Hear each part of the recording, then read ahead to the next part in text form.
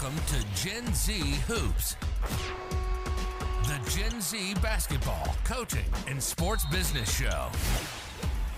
On this podcast, you'll learn from professional players, coaches, and executives from all over the world and see the court in a brand new way. And now, joining you courtside, your Gen Z host, John Hartofilis. Coach Brown, what's going on? Not much, man. How are you doing? Doing great. Thank you so much for coming on. It's definitely going to be fun to dive into all the stuff you're doing. Obviously, at a young age, kind of jumping into that basketball journey, seeing some really cool experiences. So it's going to be really fun to kind of dive into all those things and all those different stops you've been at. Yeah, definitely a lot of stops along the way. So awesome. So kind of just at the start, thinking about just kind of where maybe this all came from. Where did that kind of passion for the game come from? Like, I mean, was it really young? Did you kind of fall in love with the game a little later in life? What did that look like for you? yeah, always loved basketball, since a little kid. I grew up in the, Chicago suburbs. So in the 90s. So you can obviously guess who my idols were as a basketball star, getting the chance to watch those Bulls teams and replicating Jordan, Pippen, Rodman, court, a lot of my love of the game, came from watching 90s basketball. And then as I got older, started playing travel and all that, get into, 2000s basketball where the game changed, but, like players like Iverson, Vince Carter, McGrady became a lot of fun to watch. Kobe, of course, and just followed the game, watched it, on TNT, ESPN every single night. There was a game on, wouldn't miss it for dinner. So, just always had that love and played, as a kid to middle school, travel to high school to junior college, always loved playing. So cool. It's great to think about the background that turned into obviously all the coaching journey you ended up going on. But before that, obviously you played for a little bit, made it to what I saw was really cool, Final Four in the NJCAA. So I'm assuming that's JUCO college. Yeah. Right. Yep. So really, really cool. I'm thinking about that. And I'm curious what that process was like, obviously at that level, maybe what the process was like in you going there, obviously making it to the Final Four then too, like obviously, and playing really well there. What did that look like? Yeah, I mean, just out of high school, a little uncertain where you wanted to go. Wasn't sure if I wanted to play or not. And, had the opportunity to talk to a coach and decided to go out to Phoenix College in Arizona. Had a good team year. And, we made it, to the Final Four. Finished fourth, but, it was probably, the best team I've ever been on. A lot of great dudes from that team. So that was, a really fun year, freshman year. A good experience in your life. And it was fun that basketball got to be a big part of it. I decided to, switch up from playing, and I transferred to the University of Iowa, focused on degree more. I finished with a recreation and sport business major. There, I wasn't involved with the Iowa basketball team, but I still knew that basketball was my passion. So, obviously still watched it, very heavily, and then found a different way, like advance my skills. There is a website called Sports Management Worldwide, which offered a few of these like basketball related classroom classes. So I took, the first one I took was basketball GM and scouting. And that was kind of like the chance to learn synergy and kind of some of the softwares that the NBA uses, talking to guys in the NBA, scouting techniques and just advice, and kind of sitting in a classroom setting, but listening to people who do it for their job, triggered something where, I'm like, okay, this is really cool. See what else I can do out of it. And actually for that class, you have to do an informational interview. So you reach out to, all the scouts, assistant coaches, whatever, see who you get lucky and get a response. And lucky enough, my first response was a guest of yours, Brian Levy. And he was the first person I talked to, kind of got his inside path. I listened to your podcast with him. Very similar, what he told you is what he told me on the phone. And that, kind of gets your ears up. And like, there's different ways to get in. Once you get in the foot in the door, you can stay. It was cool to hear his experience and then kind of try to implicate my own path to finding, a way in. Oh, that's so awesome. And thank you obviously for listening to the episode with Brian Levy. Thinking about kind of what you just said about Sports Management Worldwide and kind of there's so many things like that. I've seen Sports Management Worldwide a bunch of times. I've never done it myself, but I've done other things like Sports Business Classroom and all these other kind of events. How helpful was something like that maybe? And obviously you met someone like that, which is super cool. And that obviously must have helped you out a lot. But maybe what about the class itself or maybe other things like that maybe helped accelerate that career path for you?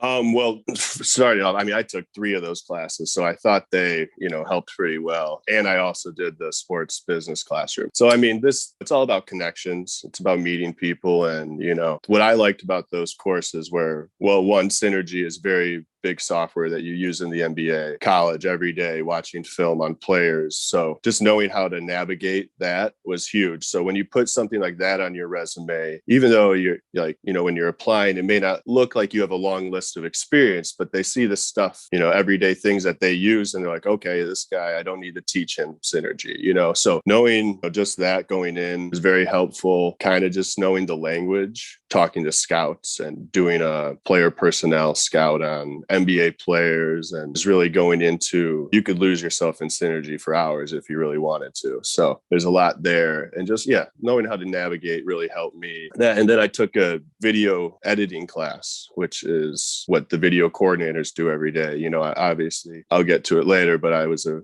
video coordinator at one point, intern in Sacramento. So having just that experience, with the software, the terminology, having that on your resume. So when they talk to you, you're caught up to speed, and, you can kind of just jump right in and help. So those classes were very helpful. And then as the Vegas one, for the classroom, you're in Vegas, you're around that environment. You're sitting around scouts and GMs and all the people you see on TV, they're just right there with you. And you hear a lot of great people talk, a lot of advice, a lot of different paths to get in. So it's really cool. It's not all I played here and, got into coaching or this because I was a player. A lot of people didn't have that experience. So you can get in various doors, but, it takes a lot of hard work, and consistency. I fully endorse those classes because it's good to meet those kind of people. And whether you network with a coach or a GM, whatever, all those classmates, I have several friends from that class are now in good roles in the NBA, around the G League, and college. So just knowing that, a handful of those people in your class, went on to do good things. It's really cool to see. Oh, definitely. Such a huge part of it. And it's awesome hearing from someone talking about those classes, because it's funny. All these episodes I've done, I've never really heard about, like, I always thought that was kind of like the way I was going to do it and the way I've been kind of navigating it. It's awesome hearing you talk about taking classes like that and meeting people through those avenues. Obviously, sports business classroom this year was virtual, so it was a little bit different. I couldn't wait to go to Vegas. I'm being under 21, so but I still can't wait to go to Vegas. But definitely an awesome thing for you in terms of having that experience. And I'm curious, maybe was it that way that helped you kind of set up everything with the Iowa Energy, which was your first real break in the NBA? Or was there another path that you maybe took to end up there? So once I graduated college, I, started applying for internships in the basketball world. And being at the University of Iowa, I didn't look any further than, Des Moines, where the Iowa Energy at the time were located. So, I did network and stuff in this business. It doesn't hurt to, do some cold calling, emails, that kind of stuff. And, I reached out to some people in their organization, via LinkedIn or email, whatever, and, got a response. Hey, are you interested? We have unpaid internship, a team assistant. But at the time, I'm like, I just want to be around that environment. I didn't really know too much about the G League at the time, but, I did my research, and man, there's nothing better than it. Continued just to keep track with the person I was talking to there. And eventually I got a call and come to Des Moines, for the year. I said yes, didn't even ask questions what my role would be. I'm there. A little luck, but it's about staying persistent and just keep calling. And when you get, a response, there were times we'd go months and I didn't hear back, it was probably during the summer or whatever. And I'm like, hey, I'm still here if you need me. Best ability is availability. So I always said, like, I'm here, drop of a hat, I'll move to Des Moines, whatever. So got a little lucky and you got the internship, went to Des Moines for a year. And, it was a great experience. My title was team assistant. You do wear many hats in the D League, G League. So, I was driving, laundry, practice player, video coordinator, all that stuff, rebounding, everything you can do just to help out the team and the coaching staff. So, you learn a lot, you learn on the fly, which is, I think, the best ways, through that experience. So it was a great learning experience that year. And you meet a lot of people just through that experience as well. So always networking and, you never know where things may take you. No, thank you so much for that, because I mean, it definitely, I feel like I'm talking to myself hopefully in a year or two when I start taking that route of, obviously I'm cold emailing or cold LinkedIn messaging everyone on the planet for this show, but definitely it'll change maybe in a year or two once I'm out of college and thinking of that whole that team orientation or whatever that might look like. But definitely super cool hearing how you did it, obviously through a route that definitely everyone maybe tries, but no, people don't really go, maybe like, might not go all in, and that's why they don't find success. Obviously you going all in ended up with the Iowa Energy, and then obviously now we'll talk. I was transitioning to Sioux Falls in the Skyforce, right? The Heat's G League team, to which that might to many people maybe they're not too familiar with the G League, but they obviously remember a bit of that stuff, and that's like, oh wow, they that Miami Heat, just as like in terms of as a franchise, such a great NBA franchise. What did maybe that traditionally look to you going to Sioux Falls, being with the Heat now with the Sioux Falls Skyforce? What did that really look like for you in terms of your roles there? I mean, because obviously you did so much at Iowa Energy. Did you kind of stay with all those hats on? Did you take a few off? Like, what did that look like? Yeah, well, it's another bit of luck, actually.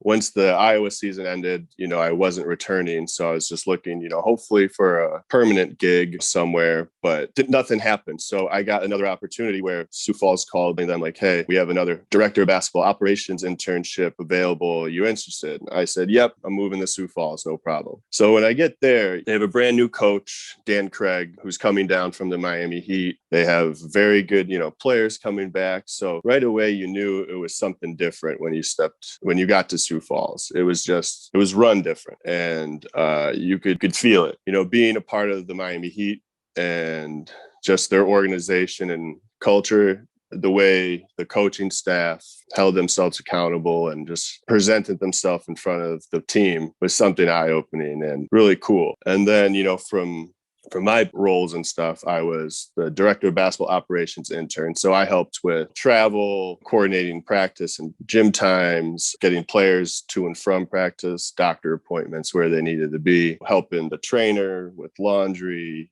everything. So yeah, a lot of the same roles of Iowa. And then, which is really cool about Miami and Sioux Falls, is they don't want you to just be good in your, comfortable in your roles. Here, do the laundry drive. They want to know, like, hey, what do you want out of this? How can we help you develop as well as the players and the other coaches and staff? So I was interested in video. So then I would be handed video, assignments, get pick and rolls from Chris Paul, break down this film. So that, was something that I did a little bit in Iowa, but not as much. So, as you get more trust with these assignments, your role grows. So then each game is live coded and cut up and dissected, offense, defense, and plays. So then I got to do that and let our other director of basketball operations fulfill another role. So it was cool that you're always gaining new skills. And as long as you're performing at a high level, you get more responsibility and trust. So that was really cool as well to see, at Sioux Falls.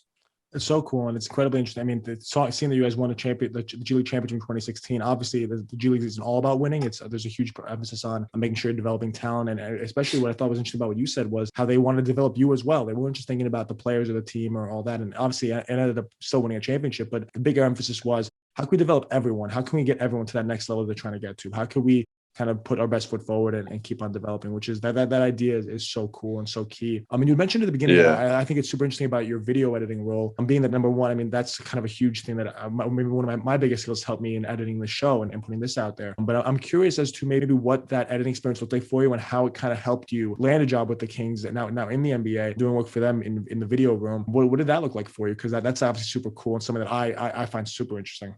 Yeah. So, like I said, when I was an intern with Sioux Falls, got some more video work, got it to do the live game edits and whatnot. So then the next year, we won the championship. We had the best record in G League history. We were 40-10. It was a crazy year. We had several guys called up. Awesome to see us. So from that success to success, we roll in the next year, and I was offered the director of basketball operations job. It was a great, just getting the director of basketball operations role was a great step up. And now I'm in head control of travel and scheduling and getting the players and working with Miami Heat's front office on sending guys up and down. So, you take a big step up where you're also still the video coordinator. And with that staff We had a new head coach, 2 new assistants. So everybody was new for the first time. Me just having a little background in video, I was, the head video coordinator at the time too. So breaking down film, downloading the games each night and giving it to coach and letting him watch it, dissect it, tell me what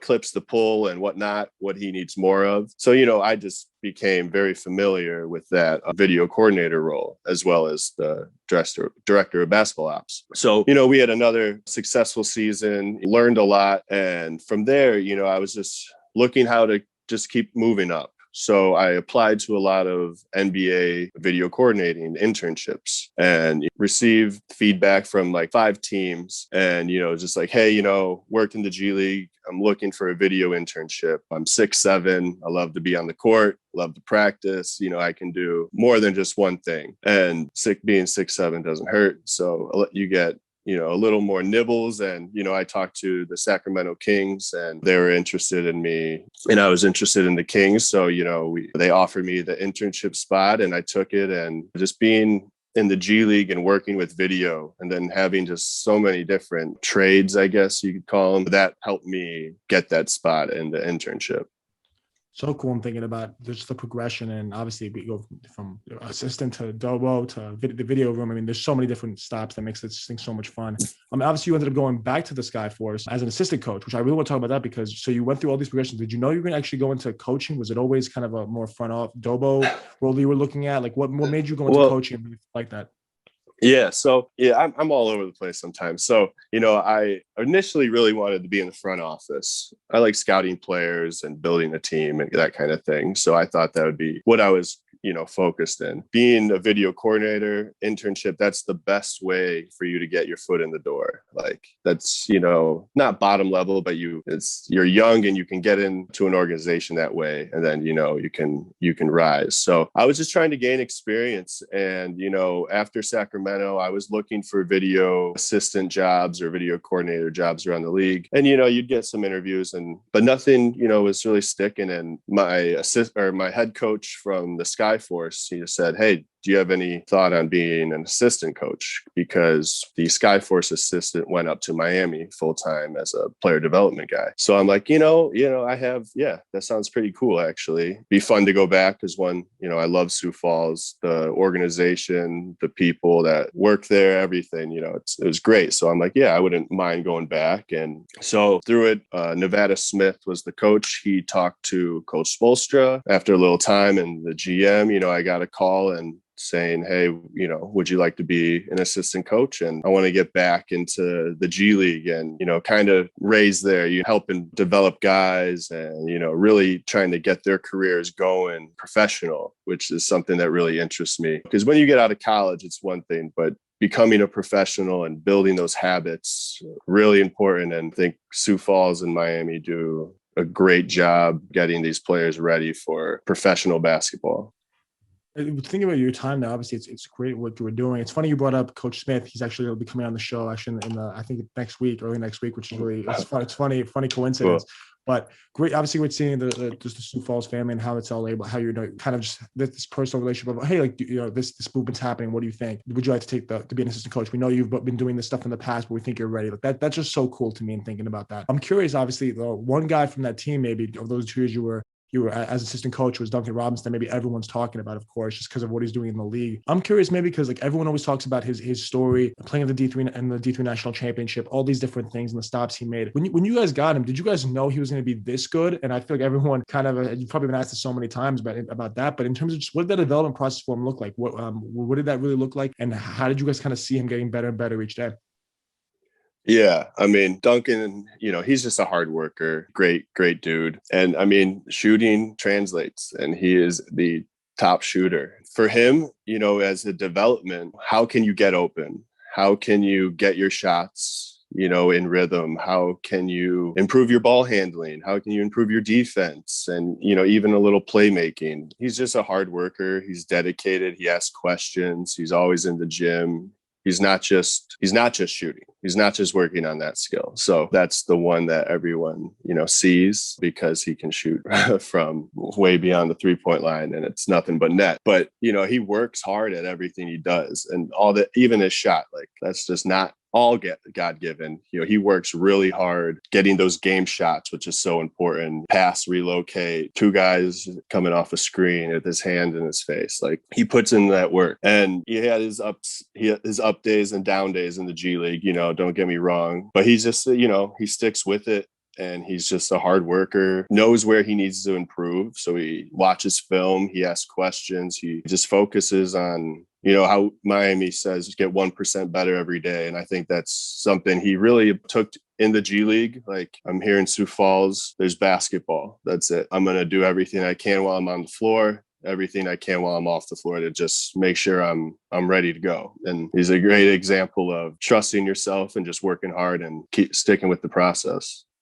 Definitely, it's an incredible thing about that Sioux Falls mentality, and I mean, it's going through everything you've done is awesome, and thank you so much for kind of the way you've broken down maybe every single stop that you've made. I'm curious now that we've kind of gone through all this stuff, right? The assistant coaching, in the video room, as a dobo, right? All these different stops that you've made. I'm curious that if you were to kind of go back and be 20 years old again, right? And it's not that you're incredibly far removed, but you've obviously done so much in the meantime. What would be your first piece of advice? Obviously, you're doing something right with the Sports Management Worldwide and all these other things, but maybe what would you kind of tweak that you think would really help you with everything you know now?